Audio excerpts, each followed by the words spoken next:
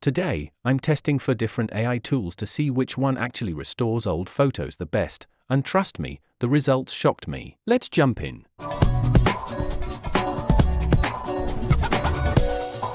Alright, quick setup. Every tool in this video has some kind of free access, so you can try them yourself. I'll leave all the links in the description.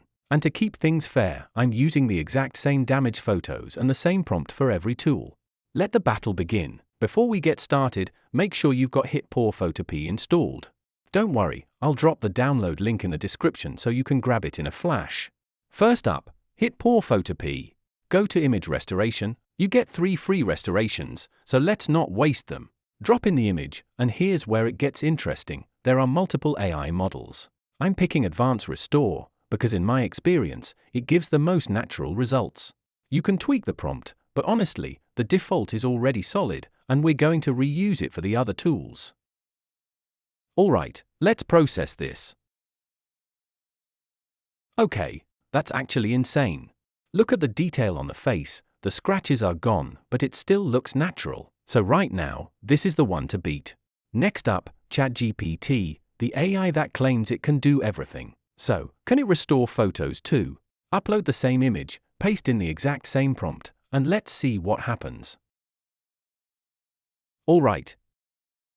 It maintains a classic, archival look, but it's low contrast, and the skin tones are slightly lifeless. Not bad, but I think FotorPea still has more realistic detail. Okay, so ChatGPT did decent, but what about something more experimental? Now we're testing Google Gemini, using Nano Banana 2. Same process, upload, paste the prompt, and don't forget to hit Create Image.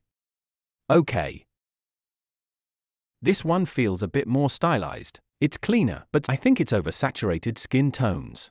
So far, still not beating our first result. Alright, we're down to the last tool. Finally, Dreamina AI. This one gives you 120 free credits every single day, which already makes it super interesting. Upload the image. Paste the prompt, choose the newest model. Set aspect ratio to auto. And let's go. Okay, this is pretty good. Sharp, clean, definitely better than I expected.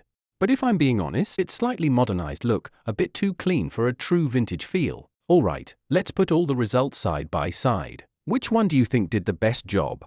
Drop your answer in the comments. If you want to try these tools yourself, check the links in the description. And if you found this helpful, don't forget to like and subscribe for more AI content like this.